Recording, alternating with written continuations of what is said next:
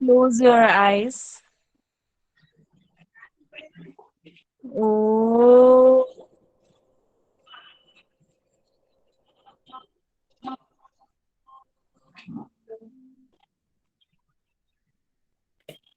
ॐ भूर्भुवस्वः तत्सवितुर्वरेण्यं भर्गो देवस्य धीमहि धियो यो नः प्रचोदयात्।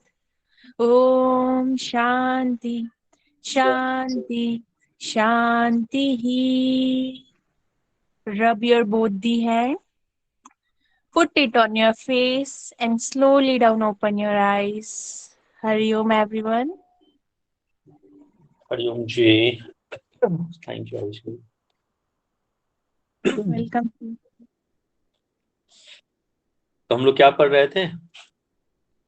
आयुर्वेद ही पढ़ रहे हैं ना?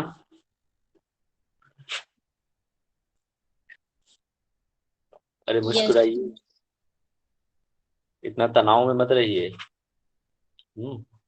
आयुर्वेद की कक्षा में बैठे हुए हैं।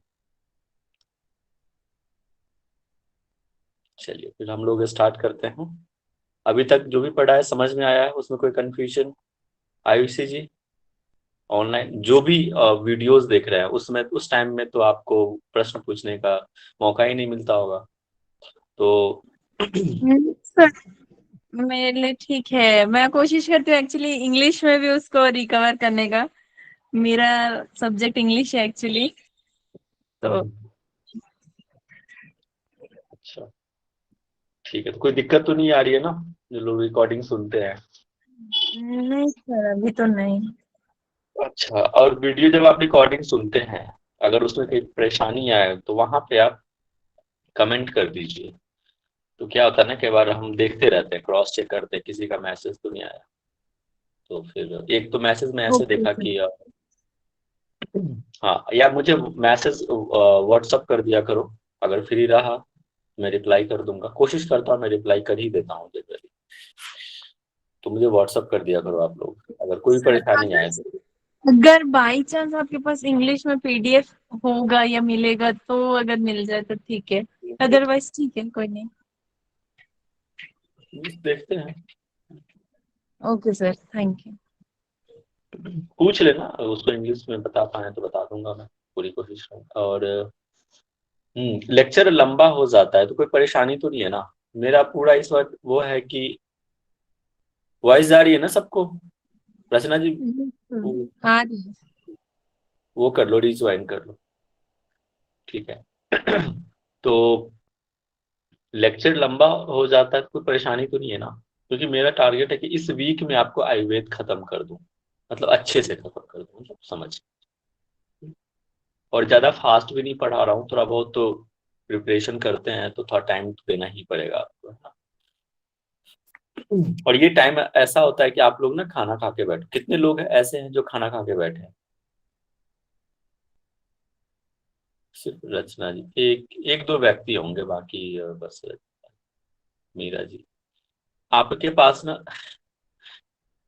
हरिओम जी हरिओम, नीलू जी, बहुत कम लोग होंगे जो खाना खा के बैठा होंगे। कोशिश की, मेरे साथ भी थोड़ा सा हो जाता है, बट आज मैंने अपने टाइम शेड्यूल्स को फिक्स किया है कि नहीं मैं खाना खा के, इसलिए थोड़ा सा लेट हो गया आने में।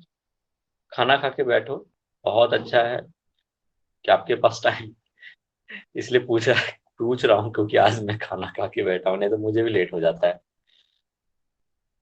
तो टाइम को मैनेज करके और जल्दी खाना खाने बैठो, ठीक है? नहीं खा पाते सर, मैनेज कीजिए। चलिए मैं स्लाइड शो करता हूँ। आज बहुत इंपॉर्टेंट लेक्चर है, उसको ध्यान से सुनना। दिक्कत आए तो जरूर पूछना, ना भी दिक्कत आए तो भी पूछ लेना, तभी तो समझ में आएगा कि नहीं। तो आज हम पंचकोश की चर्चा करेंगे। पंच पंचक तक हम लोग पढ़ चुके हैं। कोई बता सकता है पंच पंचक क्या है? आयुषी जी, अच्छा आपने कल मिस किया है, आपको नहीं पता होगा। प्रीति गुप्ता जी बताइए, पंच पंचक क्या है?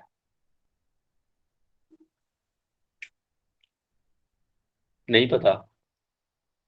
ठीक है, संतोषी जी। पता है सर। जिन इंद्रियों आदि पर मन और ज्ञान कर्म पर आधारित होता है वो पंचपंचक है सर। कितने हैं पंचपंचक? माने छुपो। कितने हैं पंचपंचक? नहीं सर, है। नहीं, वो तो पता है, बट कितने हैं? नंबर नंबर 25 पंचपंचक है सर, कितने हैं? 25। हाँ 25, ये सब ध्यान रखिए। सर बेटी डिस्टर्ब कर दी मेरे को। हम्म, कोई बात नहीं, ध्यान दीजिए, ठीक है। चलो, आज हम लोग पढ़ने जा रहे हैं पंचकोश। आप लोग बहुत पहले से भी पढ़ते आ रहे होंगे हठ यौगिक ग्रंथ में। वैसे देखा जाए तो इसका डायरेक्ट संबंध तो जो है आयुर्वेद से तो नहीं है, लेकिन हठ यौगिक ग्रंथ में आप इसको पढ़ते हो। डायरेक्ट संबंध ये हठ योग में इसका बहुत महत्वपूर्ण है ना। तो पंचकोश की चर्चा अथर्ववेद में भी करी हुई है, दैट्स व्हाई हमने यहाँ पे लिया है, क्योंकि आयुर्वेद को अथर्ववेद का उपवेद मानते हैं, ठीक है। तो आज हम पंच को, नाम से स्पष्ट है, पंचकोश। कोश मतलब क्या? इसको हम गुहा भी कहते हैं। इसका अन्य नाम क्या है? गुहा। याद रखना, अगर गुहा अगर पूछ दे तो कंफ्यूज मत करना। पंच मतलब पांच। जैसे एक घर है और घर के कई सारे दरवाजा है, और उस घर में एक ऐसा भी घर है जहां पे बहुत सारे हीरे जवाहरात, रत्न मोती, है ना, इकट्ठा है इस जगह पे। लेकिन यहाँ पहुंचने के लिए क्या, कुछ पूछना है पूछ लीजिए, नहीं तो माइक म्यूट कीजिए, है ना। सर हम बोल यहाँ रहे थे कि गुहा का मतलब, गुहा तो कैविटी को बोलते हैं ना सर, खाली स्थान है, जैसे कैविटी है। गुहा, लेकिन इसका अन्य नाम गुहा भी है ना। तो गुहा से भी समझते हैं, ठीक है। समझ लो कि सुरंग के जैसा गुहा है ना, अंदर जितना अंदर जाओगे उतना गुहा। आपको कैविटी से समझना है तो कैविटी से समझो, ठीक है। कोश। अब आता है, जैसे यहाँ पे ना बहुत सारे हीरे जवाहरात है, लेकिन क्या है, यहाँ पे कई सारे रास्ते को पार करके आप इस रत्न को पाएंगे, ठीक है। तो यही रास्ता है ना। तो कौन कौन सा रास्ता है? मतलब दरवाजे हैं। तो पहले आपके दरवाजे पे कौन खड़ा है? अन्नमय कोश जो है, दरबान बैठा रखा है ईश्वर ने। फिर दूसरा कौन सा दरबान बैठा रखा है? अगर आप इसको भेद लेते हैं तब जाके आपको भेदना है क्या? प्राणमय कोश, ठीक है। तीसरा दरबान बैठा रखा है ईश्वर ने, मनोमय कोश। फिर फोर्थ नंबर क्या? विज्ञानमय कोश, है ना। और अंतिम कोश है, वो है आनंदमय कोश। तब जाके आप उस आनंद की, परमात्मा की साक्षात्कार कर पाते हैं। ये है आत्म साक्षात्कार का जगह। बहुत आनंद की अनुभूति तब जाके होती है जब आप इतने सारे हर्डल को पार कर लेते हैं, है ना।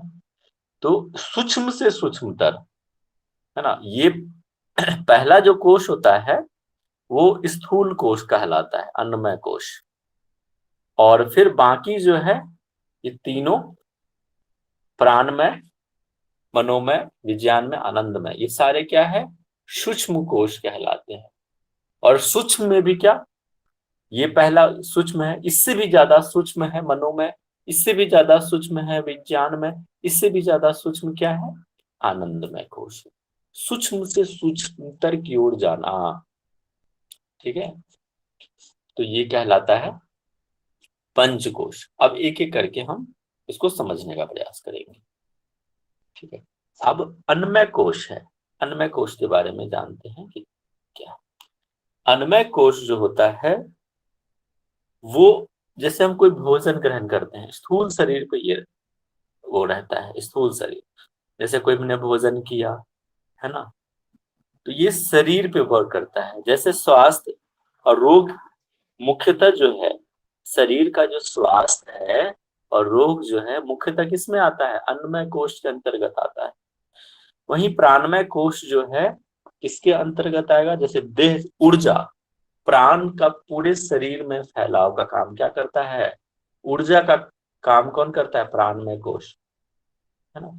इसको वृद्धि के लिए आप प्राणायाम का अभ्यास करते हैं। अन्नमय कोश को सुदृढ़ बनाने के लिए आप आसन का अभ्यास करते हैं। ठीक है। अब आता है मनोमय कोश। मनोमय कोश में इंद्रियों और उसके शक्तियों का बोध कराता है मनोमय कोश। मन, ठीक है, जब अपने इंद्रियों पे संयम रखते हैं, मन को कंट्रोल करते हैं, तब जाके इस कोश की तरफ आप बढ़ते हैं, है ना, इसको बढ़ते हैं। और इसके बाद आता है विज्ञानमय कोश। ज्ञान की प्राप्ति तब जाके विज्ञानमय कोश में होती है ना। किसी भी चीज का निर्णय लेने की शक्ति, बुद्धि, जिसको हम प्रज्ञा बुद्धि भी कहते हैं, पतंजलि योग सूत्र में आपने पढ़ा होगा, है ना। तो विवेक ख्यातिर बुद्धि, है ना, आपने पढ़ा होगा ना, विवेक ख्यातिर करके एक ऐसा श्लोक यस भी है। सर। हाँ जी, पढ़ा है सर। तो उसमें क्या होता है, विज्ञानमय कोश तब जाके खुलेगा। मस्त सब समझ लो कि ये ताला है, ताला की कुंजी खोलना है तो पहले अन्न में खुलेगा ताला, फिर प्राण, फिर मनो में, तब जाके डायरेक्ट आप चाहेंगे कि हम आनंदमय कोश पे पहुंच जाए, तो ऐसा नहीं है। ठीक है, तो आपको आनंदमय कोश तक पहुंचने के लिए ये चारे रास्ते, चारों ताले खोलने पड़ेंगे। आनंदमय कोश में इसमें यथार्थ ज्ञान के, आत्म साक्षात्कार की अनुभूति होती है। ठीक है, तो ये है। तो पंचकोश का जो है अपना महत्व है ना। आप इसको, पंचकोश को कैसे अच्छा कर सकते हैं, इसमें कैसे वृद्धि ला सकते हैं, कैसे पोषित कर सकते हैं, वो आपके साधना पे, ध्यान पे, विचारों पे, विचार अगर अच्छे हैं तभी जाके आहार विहार पे, आहार विहार विचार, इसके बाद योग का साधना करो। अरे ये क्या हो जाता है। इसके बाद योग के साधना से ये सब सारे जो है स्थूल से सूक्ष्म की तरफ बढ़ सकते हैं। अन्नमय कोश, प्राणमय कोश, मनोमय कोश, विज्ञानमय कोश, आनंदमय, तब जाके इस कोश को, इस ताले को खोल सकते हैं। ठीक है, और हम इसमें डीप में देखते हैं क्या है लिखा हुआ।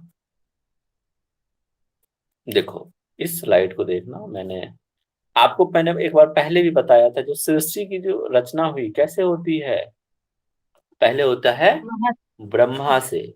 ठीक है, ब्रह्मा के बाद क्या होता है, पंच तत्व। सबसे पंच तत्व में पहला कौन, आकाश।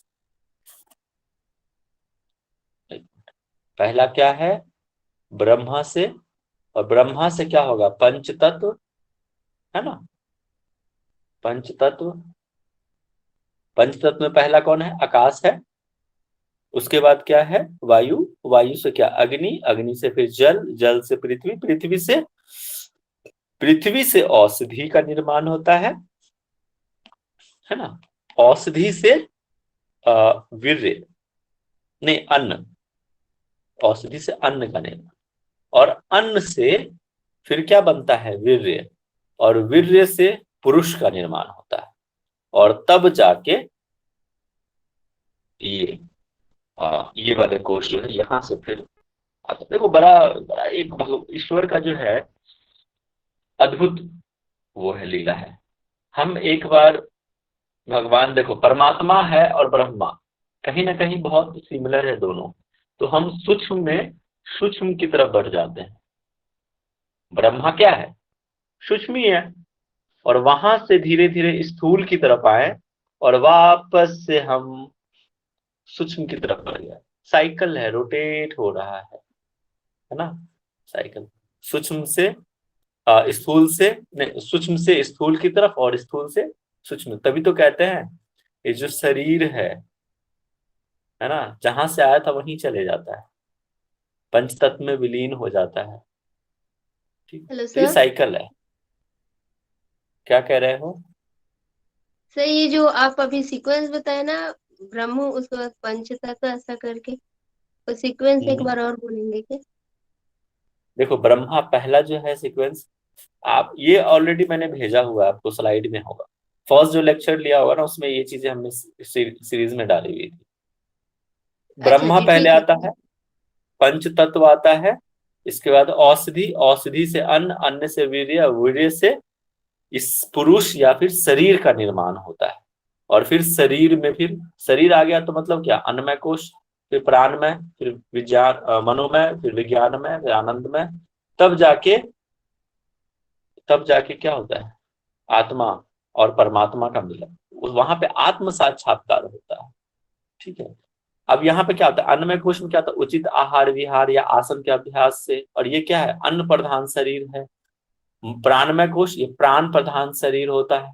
प्राणायाम के अभ्यास से प्राणमय कोश को आप भेदते हैं। फिर मनोमय कोश की तरफ बढ़ते हैं।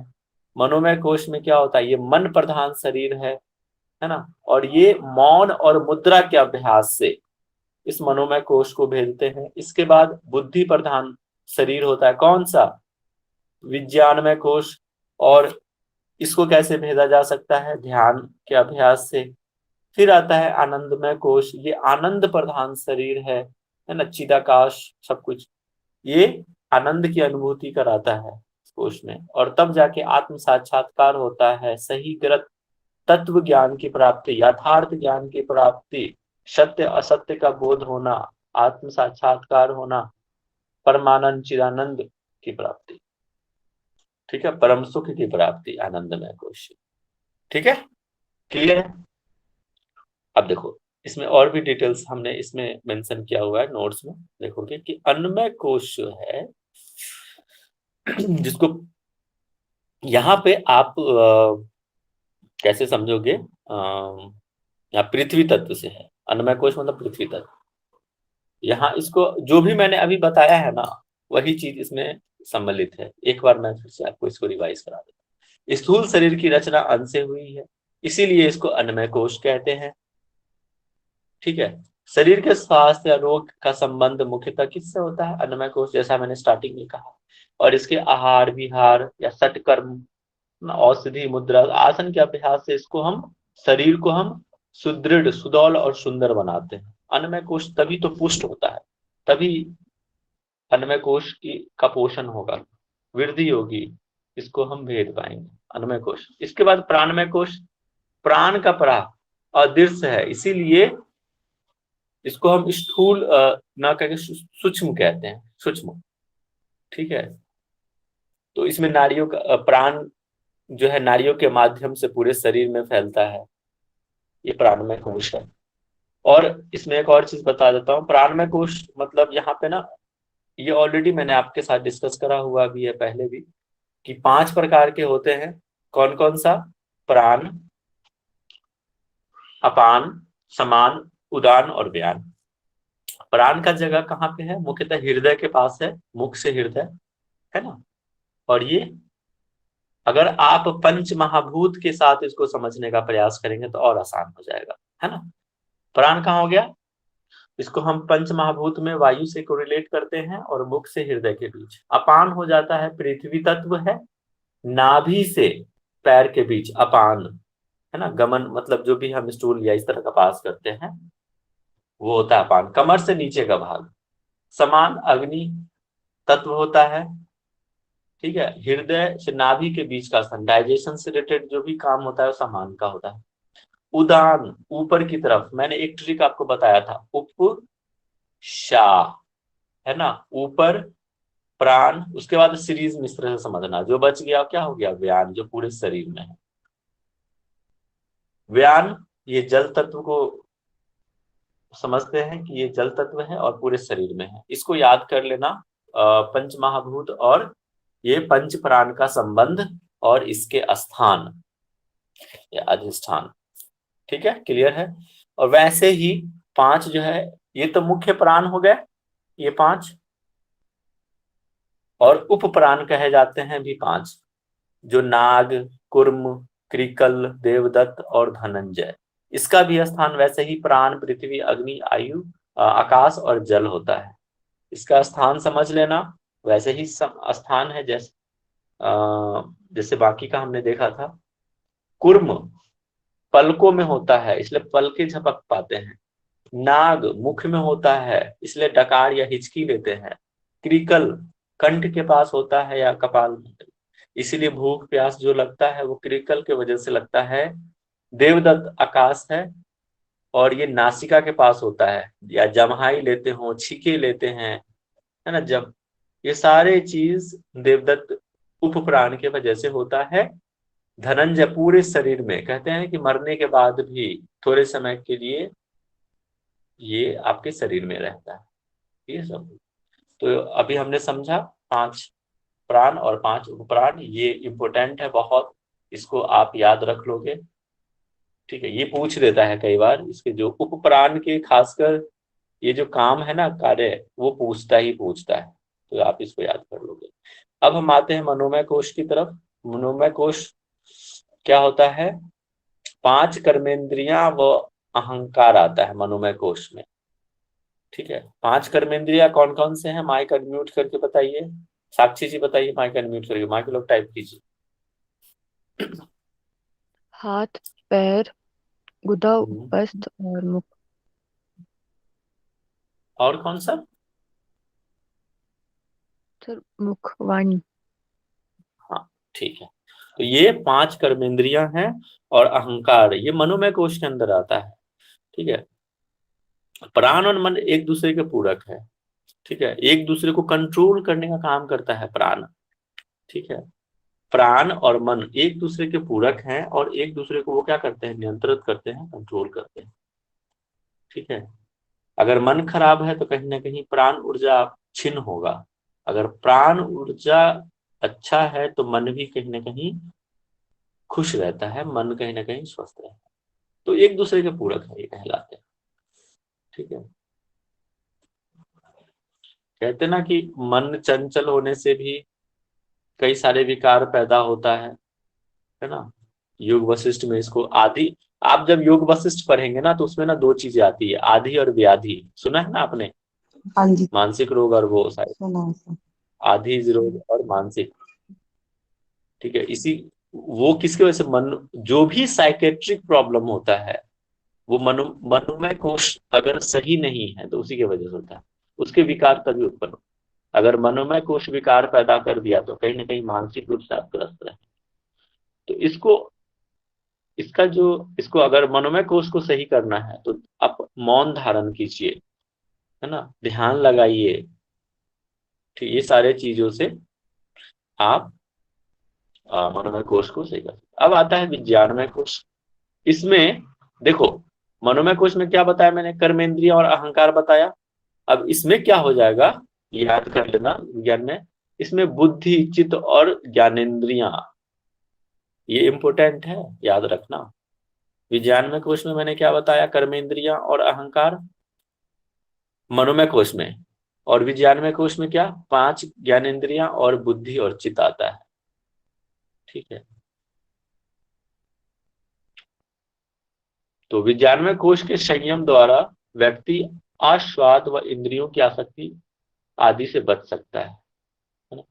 तो विज्ञानमय कोश के लिए आपको तो सबसे पहले अपनी इंद्रियों पे, बुद्धि पे, चित्त पे, इस पे कंट्रोल, संयम रखना पड़ेगा आपको। तब जाके आपकी प्रज्ञा बुद्धि प्रखर होगी, तब जाके सही गलत का फैसला ले पाएंगे ना। इसके बाद आता है आनंदमय कोश। आनंदमय कोश में क्या है? इसमें प्रसन्नता, आनंद, जीवात्मा का वास, ये सब चीज का आनंदमय कोश में होता है। ठीक है, और इसमें ही यथार्थ ज्ञान प्राप्त होता है। जब चारों सही हो गए तो अपने आप आनंदमय कोश भी ठीक हो जाता है।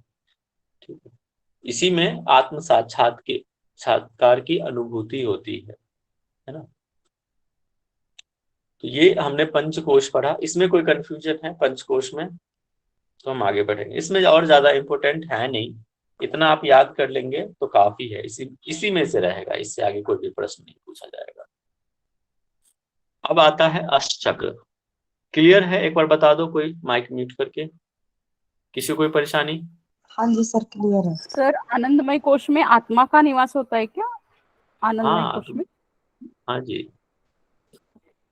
आत्मा परमात्मा इसी के बाद तो मिलता है, आनंदमय कोश के बाद ही उसका साक्षात्कार होता है। ठीक है, आत्मा जीवात्मा का मिलन, मतलब भाई आनंद में आनंद। कभी देखा है दुखी जो रहता है उसको हमेशा जो खुश रहता है ना उसको ही भगवान की प्राप्ति होती है, ईश्वर की प्राप्ति होती है, वो खुश रहता है। दुख दुखियारी लोग भगवान को भी पसंद नहीं आते। दुख में भी खुश रहो, ठीक है, तब आपके आत्मा प्रसन्न। जब तक आत्मा ही प्रसन्न नहीं है तो परमात्मा कैसे मिलेगा आपको, बताओ, खुद सोचो ना। आत्मा को आपने तो दुखी कर रखा है, उसको भी तो तृप्त करने की जरूरत है, तो वो कैसे तृप्त होगा, आनंदमय कोश से तृप्त होगा। अब आता है अष्ट चक्र का, चर्चा करते हैं। सब जगह आपने 7 चक्र पढ़े होंगे, ठीक है, बट आयुर्वेद में 8 चक्र की चर्चा है, अष्ट चक्र।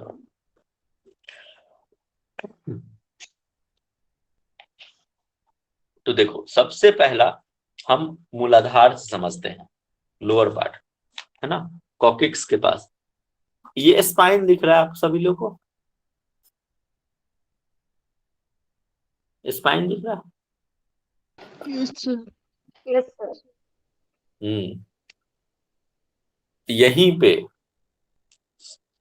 ये सारे चक्र हैं, बाकी चक्र ऊपर है, 3 चक्र, ठीक है, लेकिन बाकी चक्र आपके रीढ़ की हड्डियों में ही होते हैं। कॉकिक्स के पास जो होता है ना, सबसे लोअर पार्ट, यहाँ पे, वहां पे मूलाधार चक्र है। फिर थोड़ा सा और ऊपर बढ़ते हैं सक्राम के पास, है ना, पीछे का भाग, वहां पे स्वादिष्ठान चक्र है। फिर यहाँ मणिपुर चक्र, नाभि के पास जो है मणिपुर चक्र। अनाहत चक्र कहाँ पे, हृदय के पास, चेस्ट के पास, ठीक है।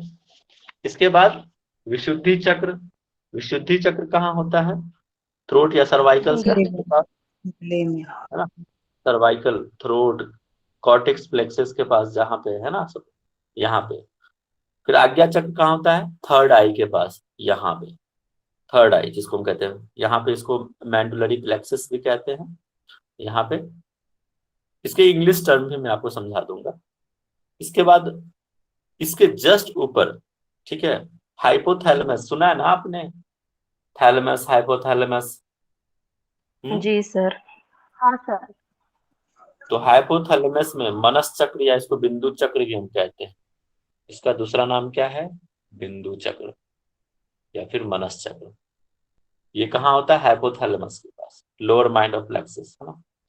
इसके बाद होता है सबसे ऊपर सहस्त्रात्र चक्र, क्रॉन चक्र जिसको हम कहते हैं, सेरिब्रल ग्लैंड जहां पे होता है, ठीक है। चलो, इसको और भी हम डीप में जानते हैं आगे स्लाइड में। आपने देखा होगा अथर्ववेद में चक्र के बारे में क्या कहा हुआ है कि अष्ट चक्रा नव द्वारा देवा नाम, देखो यहाँ पे लिखा हुआ है ना, अष्ट चक्रा नव द्वारा देवा नाम परयोध्या तस्याम हिरणमयम कोश स्वर्गो ज्योतिषावृता। मतलब क्या, जो देवों की जो शरीर रूपी यह इसको ना अयोध्या नगरी कहा है उन्होंने, किसने, अथर्ववेद में कहा है, ठीक है। ये अयोध्या नगरी कहा है इस शरीर को, जिसमें क्या क्या है, 8 चक्र है ना। और इस चक्र को क्या कहा है उसने, शक्ति का केंद्र कहा है ना, नॉर्थ। और क्या है, 9 द्वार हैं। 9 द्वार कौन कौन सा है बताओ, कल भी मैंने कोई तो कहा था, बताओ 9 द्वार बताया था ना। नेत्र, हम्म नाक, मुख, ये बताए हम्म थे ना सर। स्वास्थ्य, और पायु और दो नेत्र, 2 आँख, दो 2 दो कान, आँख, 2 दो नासिका, कान, 1 मुख, हाँ, 2 गुदा नासिका, और 1 मुख, मूत्र मार्ग। गुदा और मूत्र हम्म मार्ग। हम्म 2 आंख, सुन लो, 2 नासिका, 2 कान, 1 मुख, पायु या फिर मल द्वार, और उपस्थ मतलब जनेंद्रिया, ठीक है। तो ये है। 9 द्वार। इस नगरी में एक देदीप्यमान हिरणमय, हिरणमय को मतलब स्वर्णमय कोश है, जिसे हम सहस्त्रात्र, सबसे ऊपर वाला जो चक्र है उन्होंने कहा है कि ये क्या है, सहस्त्रात्र चक्र है, जो अनंत है। क्या क्या है, अनंत है, अपरिमित है, असीम सुख शांति आनंद एवं दिव्य ज्योति की परिपूर्ण, दिव्य ज्योति से परिपूर्ण है। उन्होंने इस शरीर के बारे में बताया है कि इस शरीर में शक्ति का केंद्र है और 9 के द्वार, 9 द्वार है, 8 चक्र और 9 द्वार, ये पॉइंट याद रखना, ठीक है।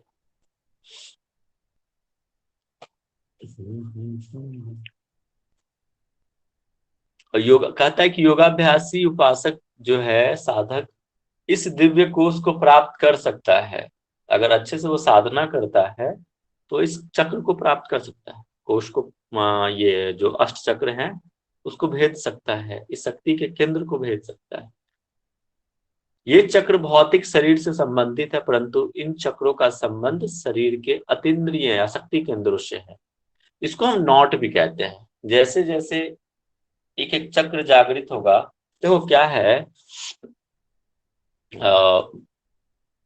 क्या होता है, जब से मूलाधार में कहते हैं कि जैसे चक्र कैसे जागृत होता है, कुंडलिनी आपने सुना होगा, कुंडलिनी कहाँ है, मूलाधार में है। मूलाधार। और उसमें कहता है कि 3.5 बल खाकर सर्प के आकार के समान, भुजंग के समान जो है कुंडलिनी सोई हुई है। हाँ जी, सुप्त और अवस्था जैसे में। ही ये जागृत, सुप्त अवस्था में है, और जैसे ही जागृत होता है, तो जैसे सांप के पूंछ पे डंडे मारते हो ना, कैसे सांप फन फैला के खड़ता है, वैसे ही ये फन फैलाकर ऊपर बढ़ता है। तो जब ये जागृत होता है ना, सोया हुआ सांप जब उठ जाए तो ऊपर की तरफ ऐसे जाएगा, तब जाके हमारे जितने भी शक्ति केंद्र हैं, नॉड्स हैं, खुलना शुरू होता है। पहले मूलाधार में, कहते कुंडलिनी जब जागृत होती है तब जाके धीरे धीरे एनर्जी जो होता है ऊपर की तरफ फैल जाता है, ठीक है। तो सबसे पहले मूलाधार से होते हुए स्वादिष्ठान, मणिपुर, अनाहत, सहस्त्रार्थ, इस तरह से ऊपर जाता है, सहस्त्रार्थ चक्र तक जाता है ना, धीरे धीरे। तो ये है कुंडलिनी और चक्र का एक कॉन्सेप्ट। देखो यहाँ शक्ति केंद्र से निकली हुई ऊर्जा शरीर के जीवनी शक्ति को प्रदान करता है ना। और क्या होता है, शरीर के मृत हो जाने पे यह शरीर शक्ति स्वतः ही विखंडित हो जाता है। जो बड़े बड़े योगी महात्माओं होते हैं जिनकी कुंडलिनी शक्ति के चक्र जागृत रहते हैं, कहते हैं ना समाधि बहुत लोग ले लेते, तो वो अपने आप विखंडित हो जाता है। एक और चीज है जिसमें आप लोग कभी भी अकेले या किसी बिना गुरु के मार्गदर्शन में ये चक्रा मेडिटेशन मत करना, आपको सजेशन है ना, क्योंकि हमारी इतनी शक्ति नहीं है कि इस एनर्जी को, क्योंकि बहुत अलग तरह की एनर्जी क्रिएट होता है हमारे शरीर में। तो 2 तरीके से इस तरह को जागृत किया जाता है, कुंडलिनी को या फिर चक्र को। एक तो होता है शक्ति, सर एक बार फील हुआ था मुझे ये, इसमें सर से आपने एक भी बताया चक्र। था कि मेरे साथ इससे हुआ है। आपने करवाया था किसी को। तो ये एक तो होता है कि शक्तिपात से होता है, वो सही नहीं होता है। शक्तिपात मतलब गुरु के जब वो अपनी एनर्जी ट्रांसफर करता है अपने शिष्य को, तो उस माध्यम से भी होता है। और एक होता है अपने अभ्यास से, योग के अभ्यास से, आहार विहार विचार के अभ्यास, इस तरह से यम नियम के पालन से एक होता है योग, तो वो ज्यादा अच्छा है ना, शक्तिपात सही नहीं।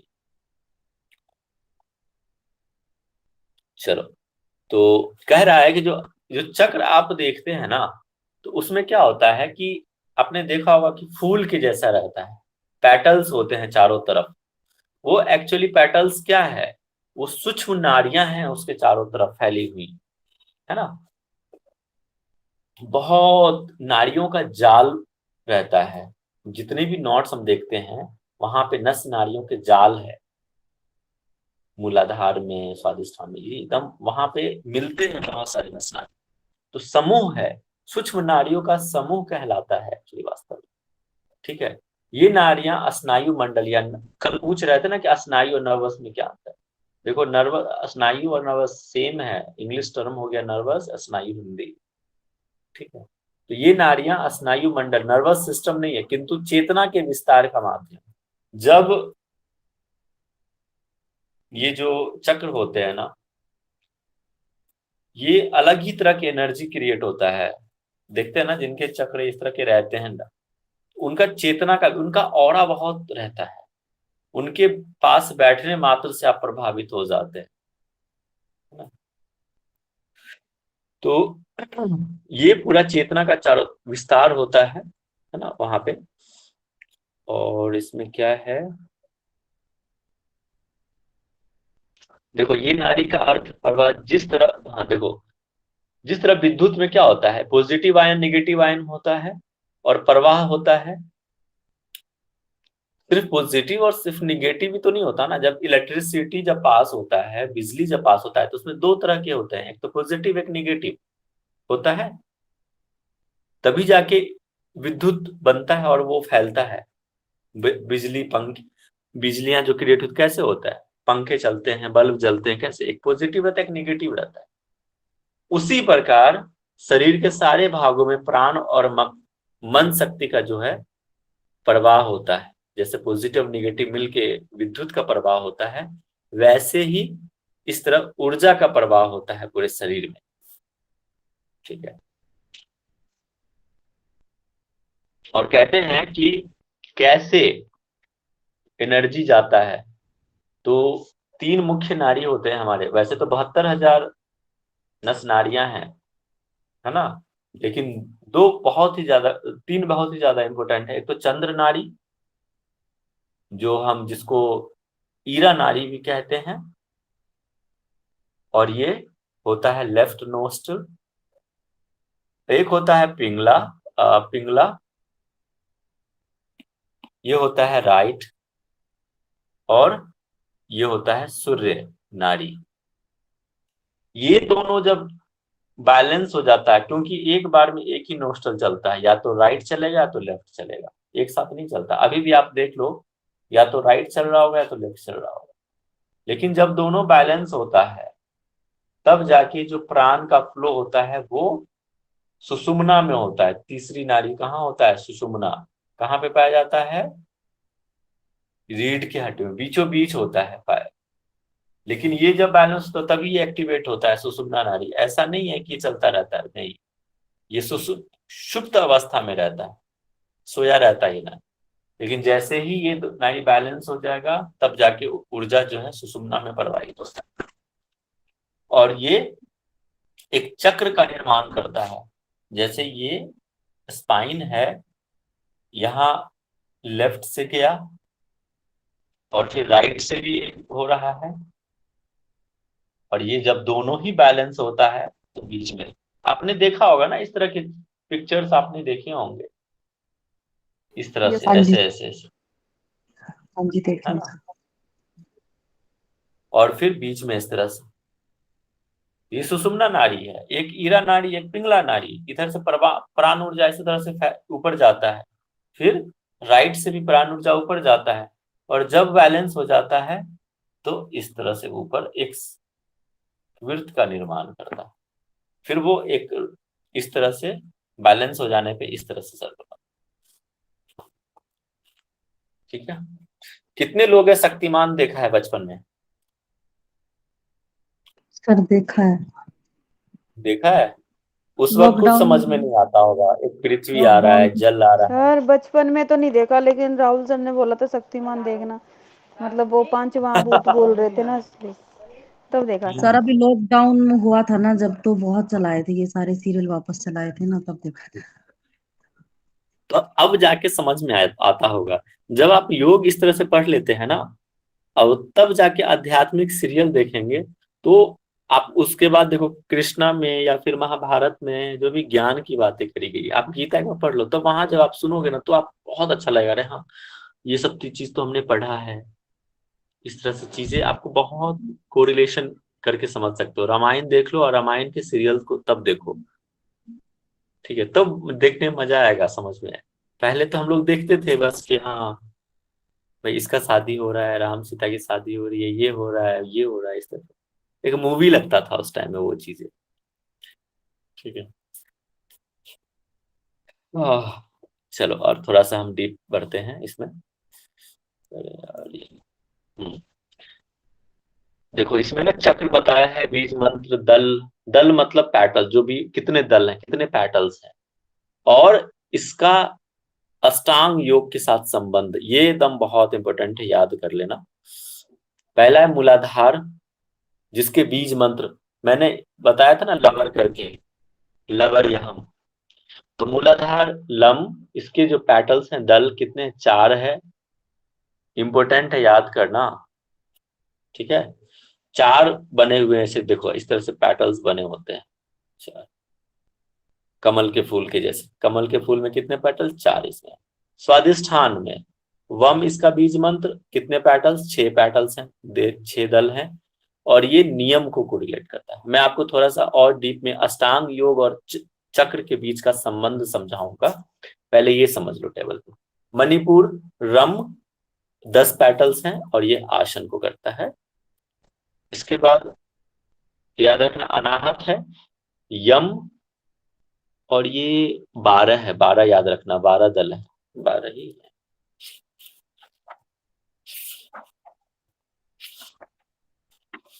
बारह ही दल है, 12 दल। एक बार आप लोग क्रॉस चेक कर लेना, 12 ही है वैसे तो। इसके बाद इसको प्राणायाम से, अष्टांग योग में इसको प्राणायाम से समझते हैं। और विशुद्धि चक्र अहम, हम 16 पैटल्स हैं, ये क्वेश्चन पूछा हुआ है एक बार भी। 16 दल हैं, और प्रत्याहार को बताया हुआ है। आज्ञा चक्र ओम, इसके बीज मंत्र, और 2 पैटल्स होते हैं, है ना, राइट और लेफ्ट। और ये धारणा। मनस चक्र, ये ध्यान को डिनोट करता है, इसका कोई बीज मंत्र नहीं है, और नहीं इसमें कोई दल बताया। सहस्त्रार्थ में 1000 बताया है पेटल्स, और ये समाधि को, अष्टांग योग के समाधि को रिप्रेजेंट करता है। चलो ये इसको मैं आपको आगे समझाता हूँ, इस टेबल को। सर ये अष्टांग अष्टांग योग के कनेक्ट करके बताया ना, हाँ वो मैं यम आपको नियम समझा, आसन प्रत्यय। यम नियम, हाँ। देखो क्या है, आप सुनो एक बार, एक बार ये मैं बता देता हूँ, फिर लास्ट में ना मैं आपको दोनों के संबंध को और अच्छे डीप में समझा देता हूँ। ठीक है, ये समझ लो। मूलाधार चक्र, है ना, मूलाधार चक्र किसे? वृत्तियों से संबंधित है, पार्श्विक वृत्ति से हटकर दैवीय चेतना का प्रारंभ यहीं से होता है। ठीक है, और मूलाधार, हाँ ये क्या होता है, ये कहाँ पे भी पाया जाता है? इसका स्थान जो है मल द्वार और जनेंद्रिय के मध्य में, मेरुदंड के मूल में इसका पाया जाता है। स्वादिष्ठान या अचेतन मन, ठीक है, अनकॉन्शियस माइंड जहां पे होता है, इससे संबंधित होता है। ठीक है, और ये कहा? जनेंद्रियों के ठीक पीछे, रीढ़ के पास, सैक्रम के पास, जहां पे स्वादिष्ठान चक्र का स्थान है।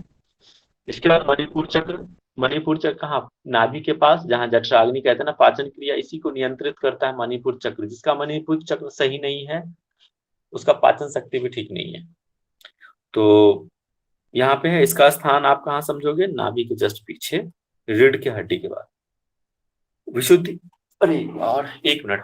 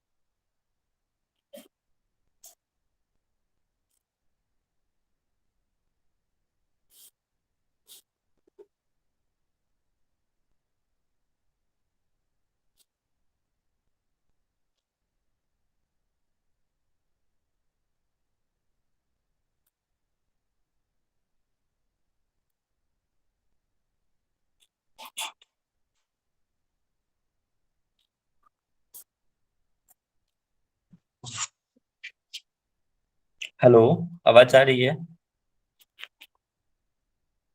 हेलो। जी सर, आ रही है आवाज। सर आ रही है। हाँ जी सर। अच्छा, एक इशू हो गया, क्लास के एंड में बताता हूँ। चलो, मणिपुर चक्र हो गया और अनाहत चक्र, ठीक है, ये सर्कुलेटरी और रेस्पिरेटरी या फिर लिम्फेटिक नर्वस सिस्टम को नियंत्रित करता है। अनाहत चक्र कहाँ होता है? चेस्ट के पास होता है, ठीक है, और हृदय के पास का स्थान है ये। और इसके बाद आता है विशुद्धि चक्र। ये स्वर यंत्र शरीर की वृद्धि, भूख, प्यास, ताप आदि को नियंत्रित करता है, विशुद्धि चक्र। और गले के पास ये थायराइड या फिर पैराथायराइड के पीछे जो रीढ़ की हड्डी है वहां पे ये पाया जाता है। आज्ञा चक्र इच्छा शक्ति व प्रवृत्ति से संबंधित है ना, और भौतिक ज्ञान और अष्ट विद्या का भी केंद्र कहा जाता है आज्ञा चक्र। ये कहाँ? In between the eyebrow centre ना, आईब्रो सेंटर के पास, भूमध्य के पास, ठीक उसके पीछे रीढ़ की हड्डी के जस्ट ऊपर पाया जाता है। जहां पे, कहाँ पे? पीनियल ग्रंथि जहां पे होता है वहां पे। तो ये है। इसके बाद मनस चक्र है। मनस चक्र को हम बिंदु चक्र या फिर ललना चक्र भी कहते हैं। ये हाइपोथैलेमस में रहता है, ठीक है। मन की भावनाओं, विचार, संस्कार, मस्तिष्क के जो भी स्राव या फिर आदि को नियंत्रित करने का काम जो है ये मनस चक्र का रहता है। इसके बाद आता है सहस्त्रात्र चक्र। सर वो इस मनस चक्र, चक्र के बाद क्या लिखा है सर कोष्टक में, क्या बोले बिंदु आप? बिंदु चक्र, ललना चक्र, ललना। सर ओके और अनाहत के यहाँ आपने क्या लिखा है? अनाहत चक्र के यहाँ लिम्फेथेटिक अनाहत, सिस्टम लिखा है क्या? लिम्फेथाइड हाँ नर्वस सिस्टम। हाँ, ये थाइमस के यहाँ बोल रहे हैं। हाँ, okay sir. Lymphatic nervous system इसको नियंत्रित करता है, ठीक है। परिसंचरण प्रतिरक्षण तंत्र, ठीक है, हिंदी में। इसके बाद सहस्त्रात्र चक्र होता है। इस चक्र का संबंध मस्तिष्क व ज्ञान से है। जैसे पराविद्या, अध्यात्म विद्या का ये केंद्र है। कहाँ पे? जहाँ पे पिट्यूटरी ग्लैंड से संबंधित है ये, ठीक है, याद रखना, पीयूष ग्रंथि। हेलो, यहाँ पे है दिया हुआ ऑलरेडी। यहाँ पे ना जो कह रहा था मैं कि ये अष्टांग योग और चक्र, अष्ट चक्र का संबंध, इसको देख, इसको पढ़ लेना। मूलाधार है, यम से है, अपने साथ सामाजिक उत्थान या से कौन कौन से यम यम है बताओ? अहिंसा, सत्य, अस्तेय, अपरिग्रह, यमः। ब्रह्मचर्य, अपरिग्रह। अपरिग्रह है ना, अहिंसा, सत्य, अस्त्य, ब्रह्मचर्य और अपरिग्रह, ठीक है। सत्य, अहिंसा आदि के पालन न करने से व्यक्ति अपने समाज और देश की भी हानि होती है। तो इसके मूलाधार की वजह से जो है श्रेष्ठ आचरण है ना, मूलाधार अगर अच्छा है, यम नियम के अगर यम का पालन अगर करते हो तो उसका इफेक्ट किस पे आएगा? मूलाधार पे आएगा। वही नियम का अगर अच्छे से पालन करते हैं तो उसका इफेक्ट कहाँ आएगा? स्वादिष्ठान पे आएगा। जीवनी शक्ति का वृद्धि होगा, आंतरिक शुद्धि होगी, ठीक है। इसके बाद आता है आसन। आसन अगर आप ठीक करते हैं तो मणिपुर चक्र को ज्यादातर इफेक्ट करता है। शारीरिक स्वास्थ्य रहेगा, है ना, डाइजेशन भी अच्छा रहेगा। प्राणायाम के अभ्यास से अनाहत चक्र को हम ठीक करते हैं, है ना, जागृत करते हैं, आपकी प्राण ऊर्जा प्रबल होती है। श्वसन तंत्र को ठीक रखता है ना, तो ये शारीरिक स्वास्थ्य की रक्षा करता है आसन के अभ्यास। अनाहत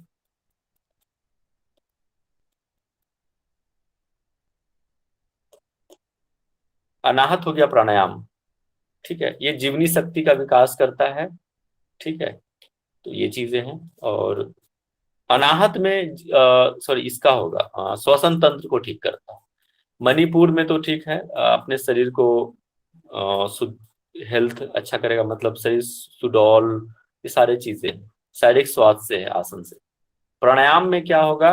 आपका श्वसन तंत्र को ठीक रखता है, आपकी प्राण शक्ति को प्रबल करेगा और वो फिर अनाहत चक्र को भी ठीक रखेगा। इसके बाद विशुद्धि चक्र प्रत्याहार से है, काम आदि विकारों का शमन करता है, आज्ञा धारणा से इसका संबंध है, मन को शांत करता है ना, समाधियों की अनुभूति होती है। फिर ध्यान मनश्चक्र, ये संप्रज्ञा, आपने इसमें भी पढ़ा होगा ना पतंजलि योग सूत्र में, संप्रज्ञात समाधि असंप्रज्ञात समाधि पढ़ा है ना? हाँ जी, पढ़ा है। हाँ जी सर। तो इसके बारे में आप ऑलरेडी जानते हैं, संप्रज्ञात समाधि।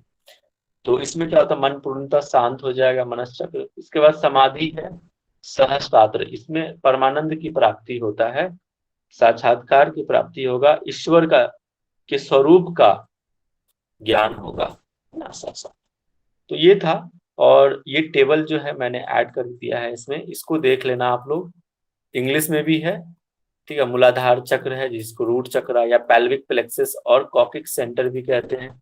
स्थान है, इसके कार्य भी है लिखा हुआ, ठीक है, और कौन से रोग उत्पन्न होते हैं वो भी चीज लिखी हुई है, ठीक है। तो ये चीज आप ध्यान, आपने ये डायरेक्ट जो चक्र होते हैं ना, वो हमारे इंडोक्राइन ग्लैंड अंतःस्रावी ग्रंथ से रिलेटेड होता है, पता है ना ये चीजें आपको, ये आप देख लेना, इसको पढ़ लेना, ठीक है, टेबल को। Okay sir. अब आते हैं, अच्छा ये टॉपिक है आयुर्वेदानुसार द्रव्य। ये समझ में आया? पहले ये बताओ, चक्र अष्ट चक्र समझ में आया आपको? एक बार आप देखोगे तो सारे समझ में आ जाएगा जो भी चीजें मैंने आपको पढ़ाई है।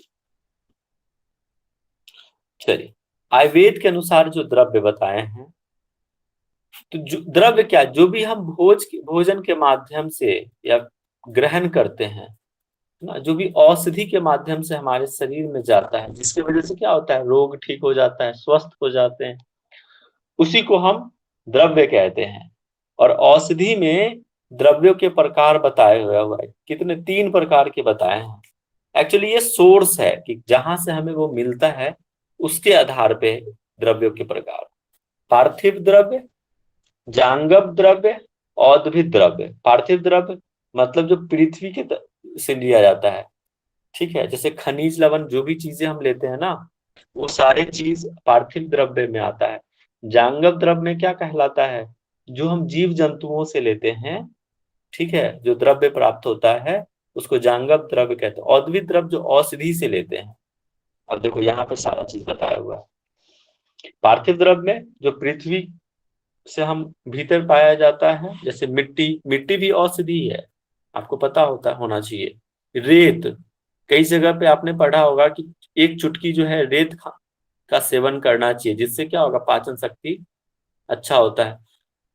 गांव में आपने देखा होगा सिलौटी होता है, उस पर मसाला पीसते थे, देखा है आपने आजकल क्या हो गया है, आजकल मशीनें आ गई हैं, ग्राइंडर मशीन या फिर मसाला पीसने वाले जो भी चीजें हैं, मुझे तो ज्यादा नहीं पता, लेकिन आप लोग को ज्यादा पता होगा।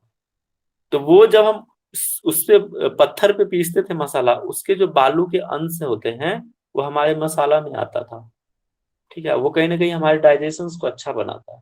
अब ऐसा चीज तो है नहीं, इसीलिए आजकल हमारे पेट से रोग, कब्ज वब्ज, जो भी एसिडिटी, ये सारे चीज, ये भी एक वन ऑफ द रीजन है, ठीक है। इसके बाद क्षार पदार्थ, विभिन्न धातु, है ना, लोहा तांबा, आपने सोना चांदी तो सुना होगा, पहले के राजा महाराजा लोग सोना चांदी के प्लेट में खाना खाते थे, ठीक है। बच्चों को स्वर्ण प्राशन दिया जाता है, सोना के भस्म को, है ना, उसको दिया जाता है। इसके बाद आपने एक च्यवनप्राश भी सुना होगा, सोना चांदी च्यवनप्राश, सोना के उसमें भस्म दिए जाते हैं। तो ये द्रव्य औषधि कहलाते हैं, है ना, इसको लेते हैं। इसका जांगम जो पशु जगत से प्राप्त होता है, जैसे कि कोई भी स्किन से रिलेटेड कई ऐसे मेडिसिन जो बनते हैं, वो हमारे जानवरों से ही, उसके तेल से या उसके बोन से, हड्डी दांत से, या फिर उसके पंख से भी लिए जाते हैं, औषधि के रूप में ग्रहण किया जाता है। चमड़ा, रक्त, मांस, दूध, केस, मछली जैसा, नाखून, जैसे ओमेगा 3 मिलता है ना शायद मछली से। हाँ, मछली के उसमें मिलता है। कई सारे ऐसे औषधि हैं जहाँ पे वो चीजें डाली जाती हैं। ठीक है। इसके बाद आता है औद्योगिक द्रव्य। औद्योगिक द्रव्य जो पेड़ पौधे से प्राप्त किए जाते हैं, जड़ी बूटी, है ना, जैसे किसी चीज के पत्ते, बीज, कंद, शाखाएं, है ना, कहते हैं ना कि अर्जुन के छाल को पियो, और है ना, कई ऐसे चीजें हैं, पेड़ों की छाल, जड़ी बूटी, ये सारे चीज जो हैं औद्योगिक द्रव्य में आते हैं। ये तो 3 प्रकार हो गया। और पार्थिव, इसमें और क्या है, तीनों ही द्रव्य को 5 भागों में बांटा गया है। 5 भाग मतलब यहाँ पंच महाभूत से समझोगे। पार्थिव द्रव्य जिसमें पृथ्वी तत्व की प्रधानता होती है, आप्य या जलीय द्रव्य जिसमें जल तत्व की प्रधानता, वायवीय द्रव्य वायु तत्व की प्रधानता, तेजस या आग्नेय द्रव्य अग्नि तत्व की प्रधानता, आकाशीय द्रव्य आकाश तत्व की प्रधानता। ये जो है द्रव्य को हमने देखा आयुर्वेद के अनुसार। नेक्स्ट, आज हम इतना ही रहने देते हैं, ठीक है। सर एक क्वेश्चन है सर। पूछिए।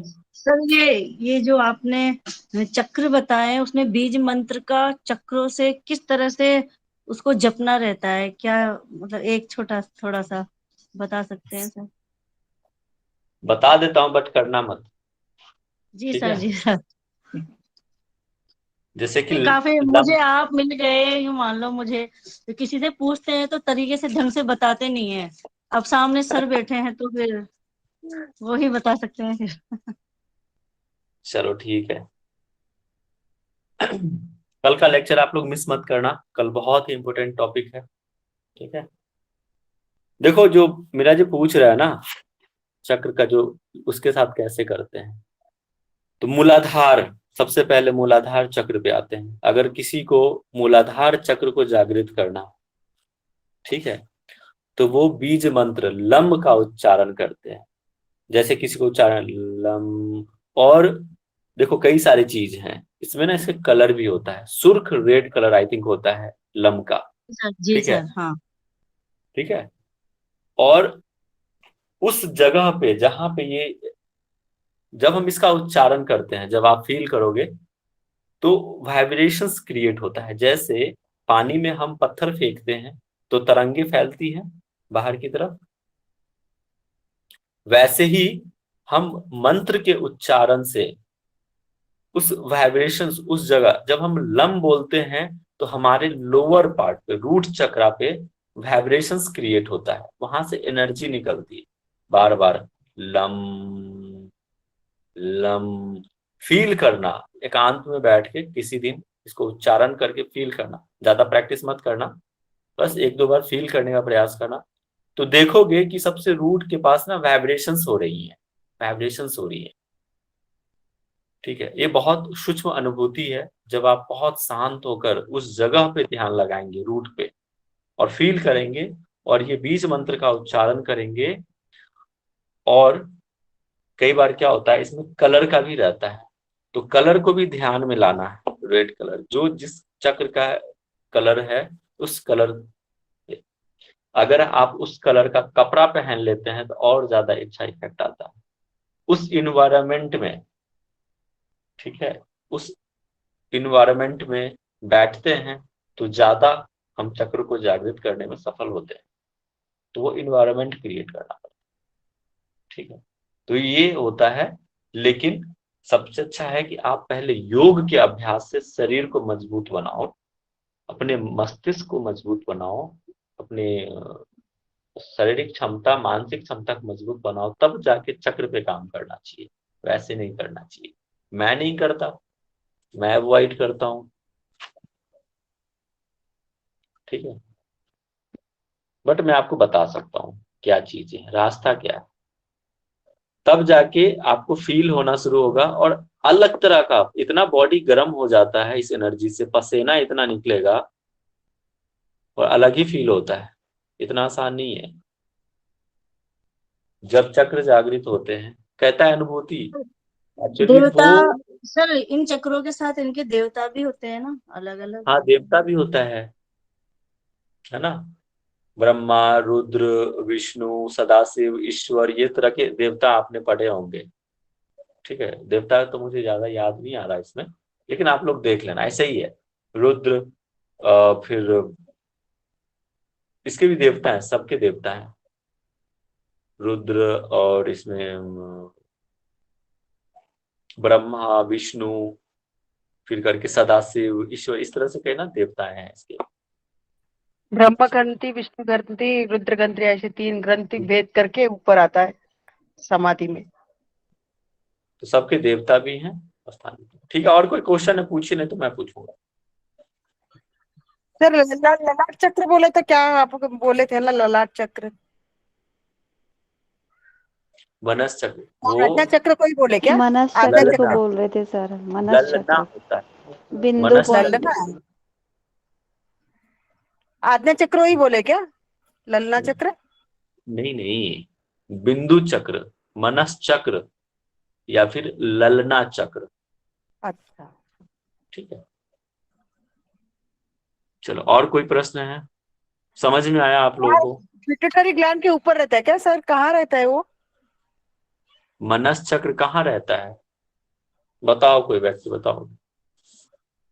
हाइपोथैलेमस बता रहे थे सर। आईब्रो सेंटर होता है, आईब्रो सेंटर के थोड़ा सा ऊपर, जहाँ हम बिंदी लगाते हैं, हम लोग बिंदी हाँ, लगाते हैं ना, जो मम्मी लोग लगाती हैं, उसके वहां ऊपर पर अच्छा, होता है, बीच में, उसके ऊपर। अपने माथे के बीच में से रहेगा। हाँ जी। शिव जी का अपना त्रिनेत्र निकाले थे ना, वही शायद बिंदु चक्र।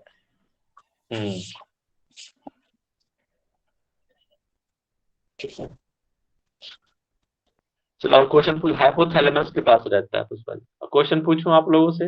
Ready? Everyone ready? No question, no answer,